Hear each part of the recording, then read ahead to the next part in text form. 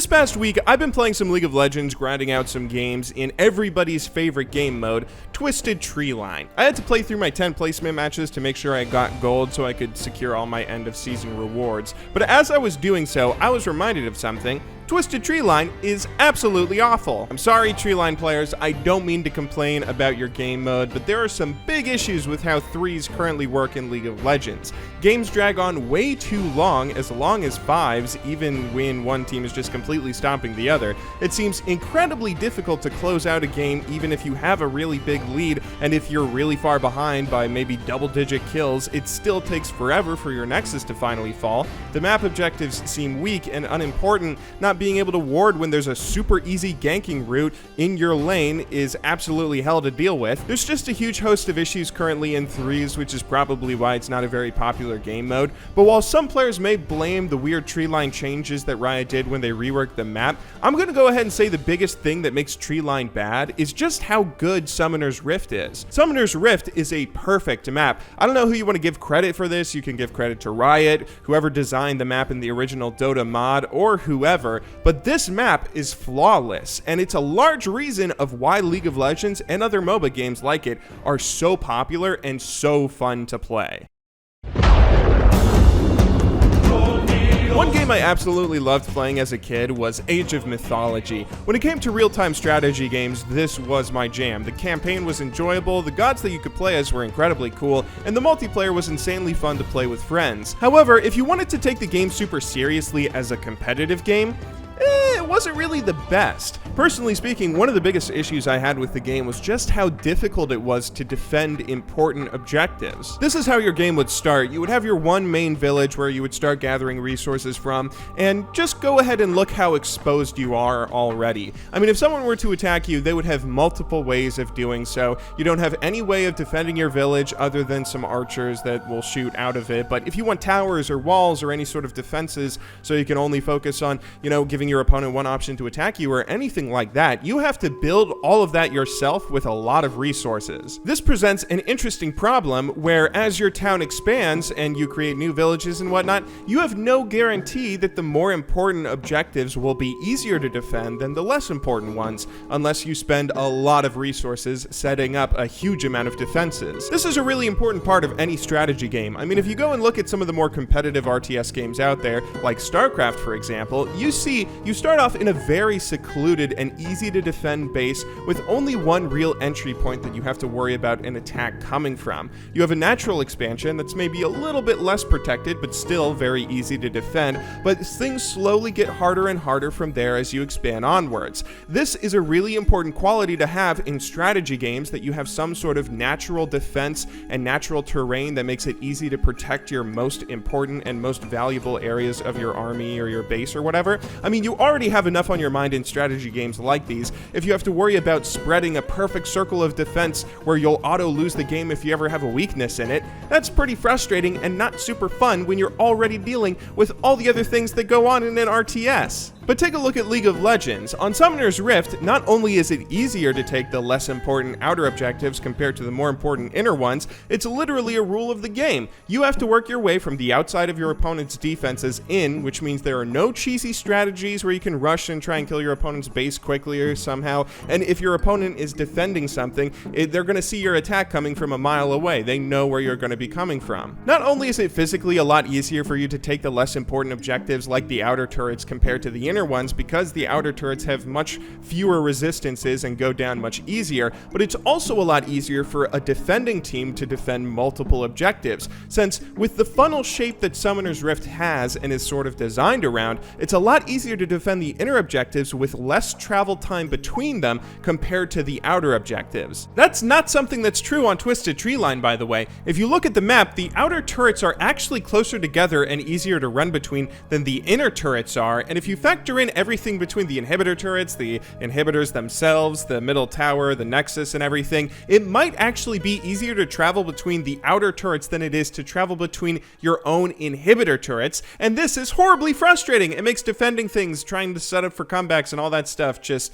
feel like an absolute nightmare. The design here on Summoner's Rift is absolutely flawless, and it makes the game insanely fun. It's little things like this that you may not notice when you're playing the game yourself that have a huge impact in making making it a very fun and enjoyable experience for you that you won't notice until you go and play something like Twisted Treeline where it's not there anymore. Another thing that a lot of people complain about, but I actually think is a really positive quality for Summoner's Rift, is the map is not mirrored. At the end of the day, if you really want to, you could just make a really basic map that's mirrored on both sides so you have the exact same situation for both teams, meaning that everything is perfectly balanced and equal for everyone. Now, Summoner's Rift is kind of flipped to some extent, but it's not exactly mirrored, at least in the way that you play the game. Different objectives, firstly, that have different values are on various sides of the map, so it's a lot easier for blue side to enter the Baron Pit and start it, for instance, than it would be for red side, and then vice versa for Dragon. But also, just the fact that lanes aren't mirrored necessarily. Top lane, for instance, is so much easier to defend yourself against a dive under tower if you're on blue side, since there's no real option for a jungler to dive you easily unless they go for a very deep invade that you or your jungler might have warded and might get vision of. I mean, there are no real easy ways to gank the lane if you're under tower because there's this huge piece of terrain in the way, whereas on red side, with the fact that there's Tribrush up there are multiple paths that a jungler can go to set up for a dive. This might be true less so for mid lane, but in the outer lanes at least, you have a different experience playing on red side compared to blue side in the areas that you need to ward and how aggressive you can afford to be, and it's something that's really kind of interesting in how it changes the way that you play. Now, this would be kind of frustrating if the game wasn't balanced around it, but surprisingly, League of Legends is still pretty balanced where neither red side nor blue side has a huge advantage. They're kind of separate but equal in that regard. Things are still fair in how multiplayer works, where in solo queue, you're playing plenty of games anyway. You're going to be playing 50% of your games on blue side, 50% on red side after you play 100 games or so. So even if one side does have an advantage, it doesn't really help you out in your rating or anything. And in competitive play, there's still plenty of games in knockout rounds. They're always best of 3s or best of 5s to make sure that teams have ample opportunities to play on each side and try and pick up wins. Some people do complain and say that blue side has a little bit of an advantage, since in all solo queue games, for the most part, blue side has about a percentage point or so of an advantage, always having like a 51% win rate compared to red side having a 49%, but I'd argue that's largely due to blue side having first pick. So in solo queue, if a champion that's overpowered isn't banned, then they get it more often than the red side does, and it's not necessarily the fault of the map, which is also suggested by red side having a percentage point win rate over blue side in flex queue, where with organized teams, having last pick as a counter pick is maybe more important. This separate but equal philosophy is kind of racist, but it works out really well for League, where the difference between what side you're playing on is negligible at best, and it keeps the game feeling incredibly fresh. It's like you're playing two separate maps depending on which side that you're on,